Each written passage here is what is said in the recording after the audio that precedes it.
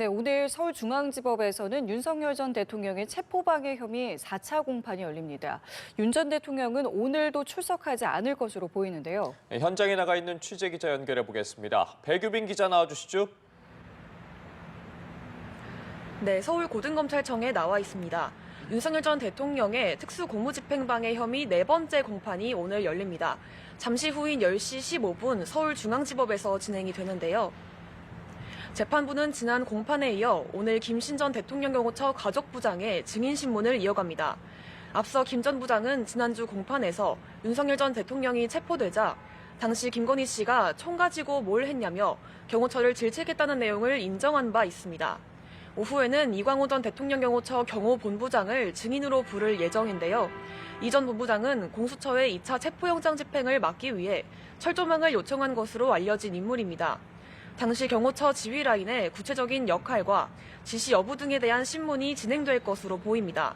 한편 윤 전 대통령은 오늘 공판에도 출석하지 않을 전망인데요.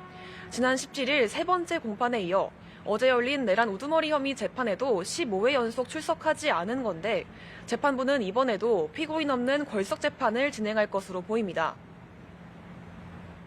네, 순직해병 특검 수사 상황도 살펴보겠습니다. 어제 주요 피의자 5명에 대해서 한꺼번에 구속영장을 청구했죠. 네, 그렇습니다. 순직해병 특검은 수사 외압 의혹의 핵심 피의자들에 대한 신병 확보 절차에 착수했습니다. 특검 출범 110일을 넘긴 뒤 본격적으로 승부수를 띄운 건데요.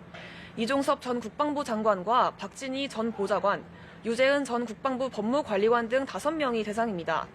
이들에 대한 구속 전 피의자 신문은 오는 23일 서울중앙지법에서 열릴 예정인데요.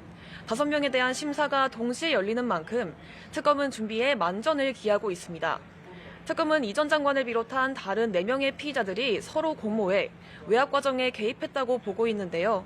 이 전 장관이 윤석열 전 대통령의 지시를 받고 수사기록 이첩 보류를 지시하는 등 사건을 축소했다고 보고 허위 공문서 작성과 공모상 비밀 누설 등 6가지 혐의를 적용했습니다.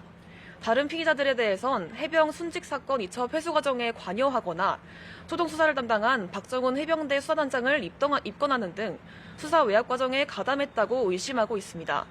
구속영장 청구서에는 윤석열 전 대통령을 수사 외압 사건 전반의 공범으로 적시한 것으로 알려졌는데요. 이들 5명에 대한 구속 여부는 앞으로의 수사에 큰 영향을 미칠 것으로 보입니다. 지금까지 서울고등검찰청에서 연합뉴스TV 배규빈입니다.